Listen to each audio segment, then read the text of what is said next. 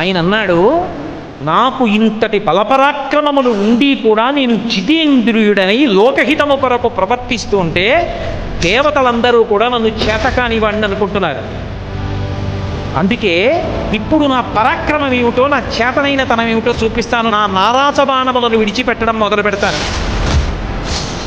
రాముడు యుద్ధం చేస్తే కోదండానికి బాణములను సంధించడం మొదలు పెడితే ఆయన భుజములు తాండవం చేస్తాయిట.